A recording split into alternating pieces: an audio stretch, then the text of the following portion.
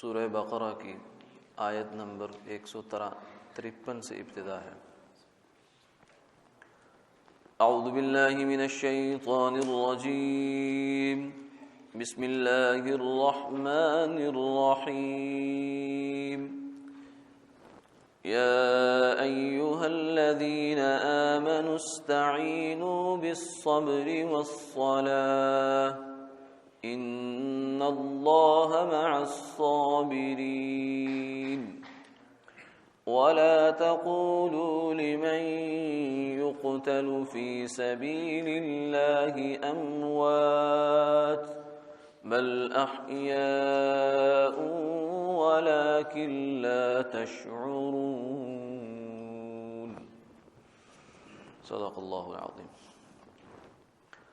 اے ایمان والو، صبر اور نماز سے سہارا حاصل کرو، بلا شبہ حق تعالیٰ صبر کرنے والوں کے ساتھ ہیں۔ اور راہ خدا میں جو لوگ قتل کیے جاتے ہیں ان کی نسبت یوں مت کہو کہ وہ مردے ہیں، بلکہ وہ تو ایک ممتاز حیات کے ساتھ زندہ ہیں، لیکن تم ان حواس سے اس حیات کا ادراک نہیں کر سکتے۔ پہلی آیت مبارکہ میں فرمایا، اے ایمان والو، مدد چاہو صبر اور نماز سے، یعنی سہارا حاصل کرو۔ صبر کہتے ہیں اپنے آپ کو روکنا۔ صبر کی 3 قسمیں ہوتی ہیں، ایک صبر علی الطاعات، اور ایک صبر عن المعاصی، اور ایک صبر علی الشدائد والمکارہ۔ صبر علی الطاعات کا مطلب یہ ہے کہ نیکی کے کام کرنے پر، اچھے کام کرنے پر نفس کو مجبور کرنا اور اس کو کاربند رکھنا، اس کو ادھر ادھر نہ ہونے دینا۔ نفس نہیں چاہے گا کہ نیک کام کروں، اچھا کام کروں، کیونکہ اس میں اس کو مشقت معلوم ہوتی ہے، کیونکہ نفس آزادی چاہتا ہے، یہ اس کی فطرت میں داخل ہے۔ نفس آزادی چاہتا ہے ہمیشہ، وہ کسی پابندی کو اپنے اوپر گوارا نہیں کرتا، چاہے وہ کسی بھی قسم کی ہو۔ تو مجبوری ہوتی ہے اس کو، جو سمجھوتا کر کے رہنا پڑتا ہے، ورنہ اصل میں اس کی فطرت میں آزادی ہے۔ تو اس کو کسی بھی چیز کا اگر آپ پابند کریں گے تو وہ اس پر ناگوار ہوتا ہے، شاخ گزرتا ہے، تکلیف ہوتی ہے اس کو۔ تو اب اس تکلیف کو برداشت کرنا، یہ ہوتا ہے صبر علی الطاعات۔ نیک کام کرنے کے لیے اپنے آپ کو مجبور کرنا، نفس نہیں چاہ رہا پھر بھی کرو۔ نماز پڑھنے کو دل نہیں چاہ رہا، کیوں بھائی کیوں نہیں پڑھنی؟ اٹھوں گا، وضو کروں گا، پڑھوں گا۔ تم کون ہوتے ہو مجھے روکنے والے؟ اپنے نفس سے مکالمہ کرو۔ بزرگوں کے اپنے اپنے انداز۔ کچھ بزرگ تو یوں کہتے ہیں کہ نفس کے ساتھ جو ہے نا یہ ٹسل لگاؤ کہ تو کون ہوتا ہے مجھے روکنے والا؟ میں کروں گا، نیک کام کروں گا اور نیکی میں آگے بڑھوں گا، تو مجھے نہ روک، تیرے روکنے سے میں باز نہیں آؤں گا۔ کچھ حضرات فرماتے ہیں کہ نفس جو ہے وہ بچے کی طرح ہے، اس کو جو ہے نا بچوں کی طرح ٹریٹ کرنا چاہیے۔ مثلا وہ کہتا ہے کہ نماز نہ پڑھو، کہتا ہے اچھا نہیں پڑھتا، وضو کر لیتا ہوں، چلو طبیعت میں نشاط آ جائے گا۔ بستر سے نہ اٹھو، پھر تم نماز پڑھو گے، تہجد پڑھو گے، اچھا نہیں تہجد نہیں پڑھتا، بس ایک دفعہ اٹھ جاتا ہوں بستر سے، اچھا اب تھوڑا سا وضو کر لیتا ہوں۔ وضو کر لیا، اچھا وضو تو کر ہی لیا ہے، چلو اب تھوڑا مصلی بچھا کر بیٹھ جاتا ہوں۔ جب مصلی بھی بچھا لیا تو چلو اب اتنا کچھ کر لیا ہے تو 2 رکعت نماز بھی پڑھ لو گے۔ تو یہ بھی ایک طریقہ ہے۔ تو جس طریقے سے بھی ہو، نفس کو طاعت پر لانا، یہ صبر علی الطاعات ہے، کہ نفس کی مشقت کو اور اس کی ناگواری کو برداشت کرتے ہوئے جو ہے اسے نیک کام کروانا۔ ہم ہمیشہ نہیں چاہے گا نفس کے نیک کام کروں، کبھی روکے گا، کبھی شوق میں بھی آ جائے گا بچوں کی طرح، لیکن کبھی کبھی پیچھے ہچکچائے گا، نہیں کرنا۔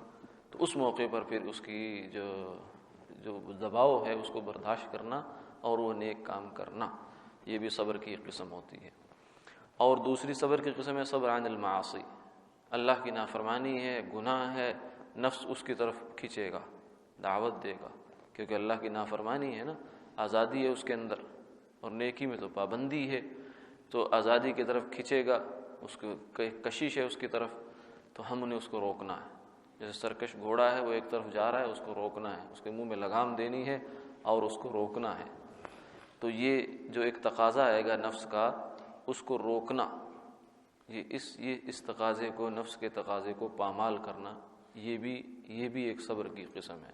اسی کو مجاہدہ کہتے ہیں، مجاہدہ۔ والذین جاہدوا فینا لنہدینہم سبلنا، جو لوگ ہمارے لیے مجاہدہ کرتے ہیں ہم ان پر اپنی راہیں کھول دیتے ہیں۔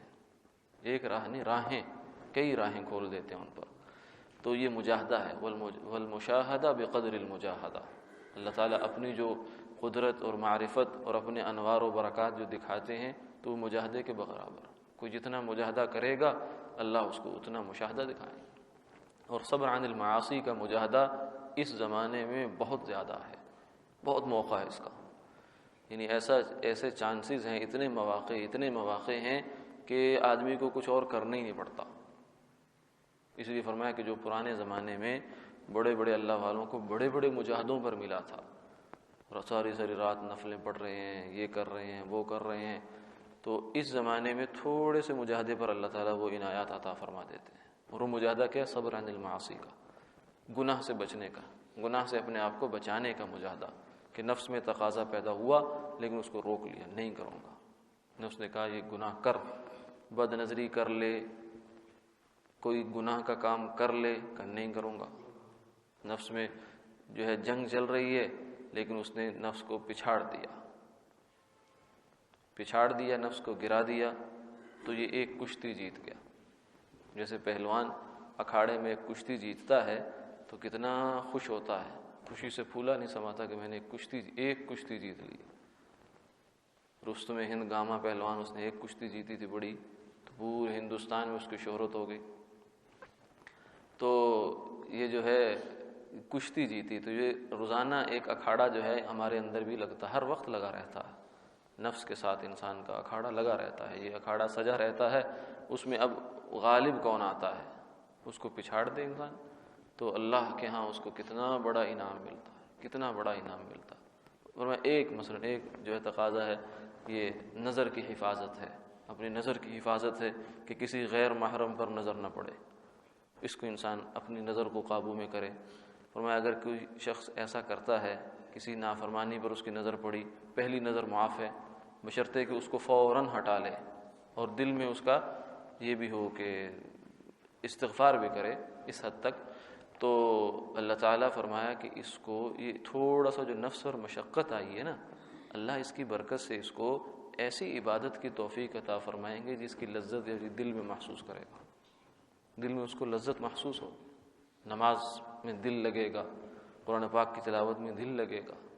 آج ہمیں جو ہماری عبادتیں بے جان ہیں، بے لذت ہیں، اس میں کچھ نظر ہی نہیں آتا، ایک مارے باندھے کے چل رہے ہیں، روٹین میں چل رہے ہیں، لیکن نماز ایسی ہو کہ جو چھوڑنے کو دل نہ چاہے، ایسی نماز ہو، تو یہ ان مجاہدوں پر ہے۔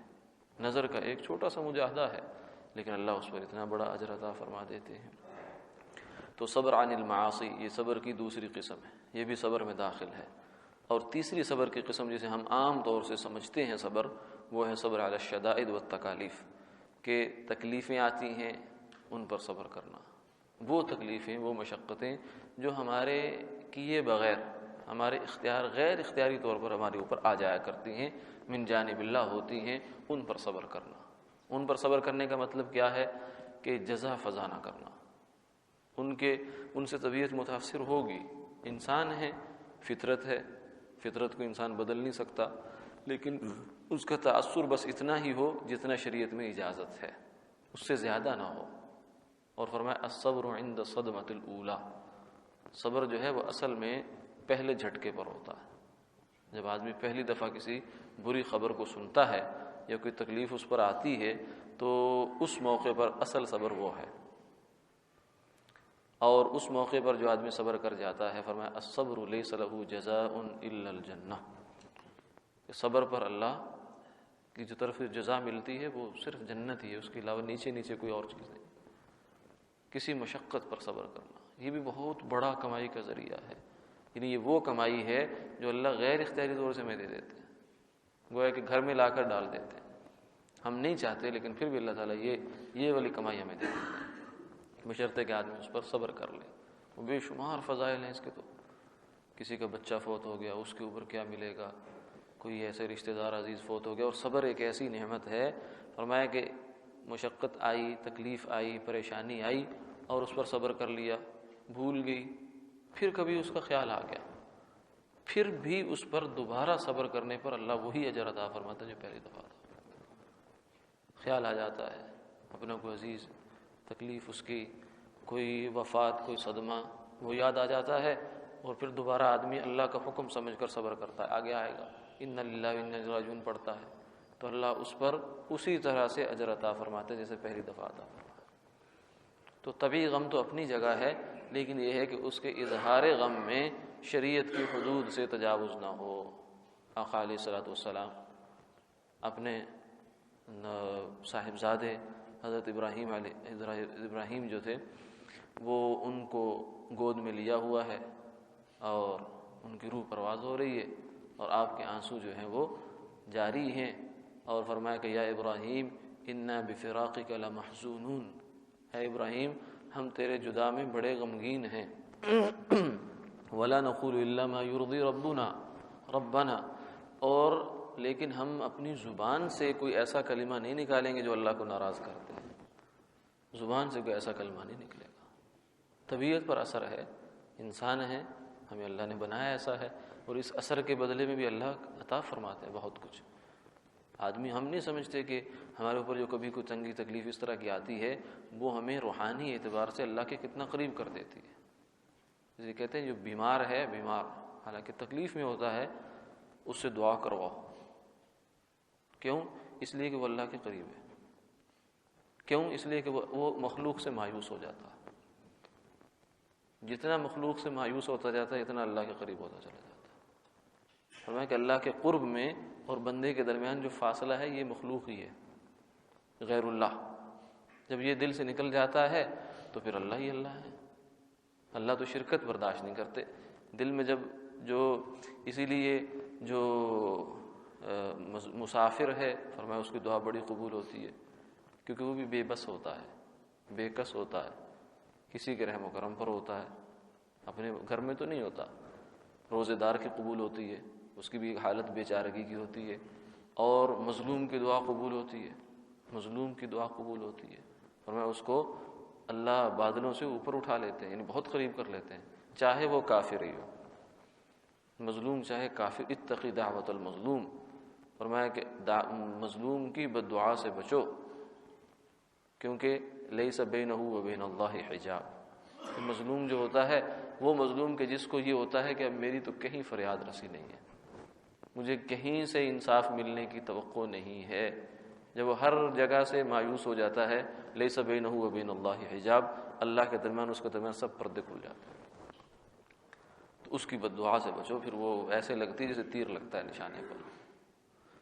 تو یہ صبر تکلیفوں میں جو انسان کو آتی ہیں تکلیفیں، وہ اللہ کے انسان کو قریب کرتے ہیں، اس لیے فرمایا ہر تنگی تکلیف جس میں اللہ صبر عطا فرماتے ہیں، وہ تنگی تکلیف دنیا کے اعتبار سے تو تکلیف ہے، لیکن آخرت کے اعتبار سے یہ اجر سے بھری ہوئی ہے اور اللہ کے انسان کو قریب کرتی ہے۔ فرمایا بعض دفعہ ایسا ہوتا ہے کہ اللہ نے بندے کے لیے جنت میں ایک درجہ مقرر کر رکھا ہوتا ہے کہ اس کو وہاں تک پہنچانا ہے، فلاں اس کا درجہ ہے، لیکن اس کے عمل دور دور تک بھی ساتھ نہیں دے رہے ہوتے، نیک اعمال کو اتنے زیادہ اس کے پاس نہیں ہوتے، تو اللہ تعالیٰ کیا کرتے ہیں، اس کو اس کے مال میں، اس کے جان میں، اس کے گھر میں، اولاد میں کہیں نہ کہیں کوئی تنگی تکلیف دے دیتے ہیں، اب اس پر صبر کرتا ہے، اللہ اس کو صبر کی برکت سے اٹھا کر وہاں پہنچاتا ہے۔ اس لیے کہتے ہیں یہ جو ظلم ہوتا ہے یہ مظلوم کے لیے دیکھنے میں تو ظلم ہے، لیکن دراصل یہ جنت کا دھکا ہوتا ہے، اس ظلم کی وجہ سے مظلوم جنت میں پہنچ جاتا ہے، دنیا میں کی زندگی سے گزر جاتا ہے۔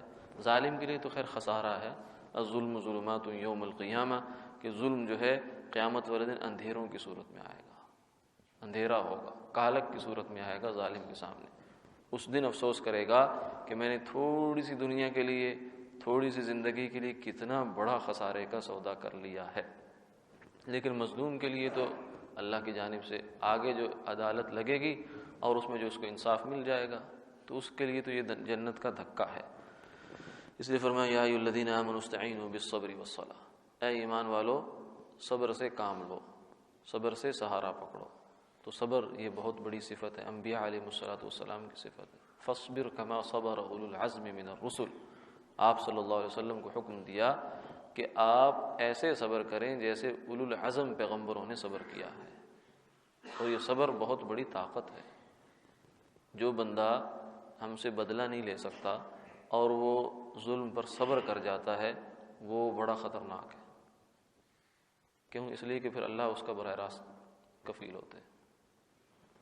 جو آگے سے کچھ نہ کچھ کر لیتا ہے اور کچھ نہیں، وہ گالی دے دیتا ہے، کچھ اس طرح کر لیتا ہے، تو وہ پھر صبر میں اس کے کمی آ جایا کرتی ہے۔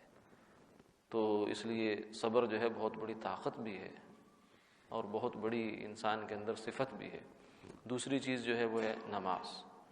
نماز سے فرمایا سہارا حاصل کیا کرو، جب بھی کوئی پریشانی آئے، تنگی آئے، تکلیف آئے تو نماز۔ حضور صلی اللہ علیہ وسلم کا بھی معمول مبارکہ یہ تھا، اذا حزبہ امر فزع الی الصلاۃ، جب بھی کوئی اہم بات پیش آتی فوراً نماز کی طرف متوجہ ہو جایا کرتے تھے۔ کوئی آندھی آ گئی، طوفان آ گیا، کچھ آ گیا، ہم تو آج جو ہے نا وہ مست ہو جاتے ہیں، ان چیزوں کی طرف دھیان ہی نہیں ہوتا۔ حضور صلی اللہ علیہ وسلم کے زمانے میں تھوڑی سی ہوا تیز چلتی تھی تو لوگ ڈر جایا کرتے تھے کہ ایسا نہ ہو کہ اللہ کا عذاب آ رہا ہو، اور فوراً نماز کی طرف، توبہ کی طرف، استغفار کی طرف۔ سورج گرہن، چاند گرہن، یہ چیزیں ایسی ہوتی ہیں کہ جس کے دل میں اللہ کا خوف ہے وہ ان چیزوں سے لرزتا ہے۔ جب خوف ہی نہیں، دل سخت ہو جائیں تو پھر آدمی ان کے نظاروں میں مشغول ہو جاتا ہے، کہ دیکھنا شروع کر دیتا ہے کہ گرہن کیسا لگ رہا ہے، کیا ہو رہا ہے، بس اسی چیز میں مشغول ہو گیا۔ تو حضور صلی اللہ علیہ وسلم تو فوراً نماز کی طرف۔ اس طرح بالخصوص جب کوئی صدمہ آتا تھا، کسی کی وفات کی اطلاع، تو صحابہ کرام کے اندر یہ معمول تھا۔ عبداللہ بن عباس رضی اللہ تعالیٰ عنہ کے شاگرد فرماتے ہیں کہ میں ان کے ساتھ ایک دفعہ تھا، ہم جا رہے تھے اونٹ پر، سفر پہ نکلے تھے، تو کسی نے خبر سنائی کسی صدمے کی، تو فرمایا کہ فوراً اونٹ سے نیچے اترے، وضو موجود تھا یا وضو فرمایا اور فوراً نماز پڑھی، اور پھر یہ آیت مبارکہ تلاوت فرمائی، یا ایھا الذین آمنوا استعینوا بالصبر والصلاۃ، اے ایمان والو جب بھی کوئی تکلیف آ جائے تو صبر سے اور نماز سے کام لو۔ یعنی اس تنگی تکلیف سے اللہ سے مزید اچھی جو ہے اس چیز کی توقع رکھو۔ ان اللہ مع الصابرین، بے شک اللہ صبر کرنے والوں کے ساتھ ہیں۔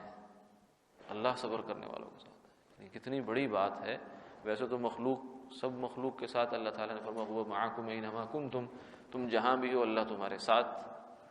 ما یکون من نجوی ثلاثۃ الا هو رابعهم ولا خمسۃ الا هو سادسهم، دو بندے ہیں تو تیسرے اللہ، تین ہیں تو چوتھے وہ، چار ہیں تو پانچویں وہ، جہاں کہیں بھی ہو اللہ کی ذات تو تمہارے ساتھ ہے۔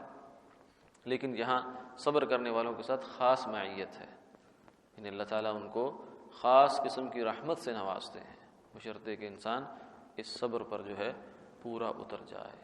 اللہ تعالیٰ ہمیں صبر کرنے کی اور اس صفت کو اپنے اندر پیدا کرنے کی توفیق عطا فرمائے۔ آمین آمین یا رب۔